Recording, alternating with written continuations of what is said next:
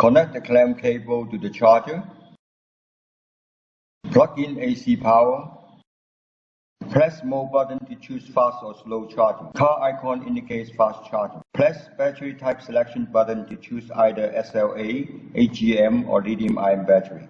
LCD will show SLA when choosing SLA charging.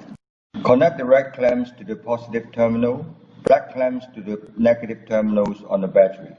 The charger will start reconditioning charging.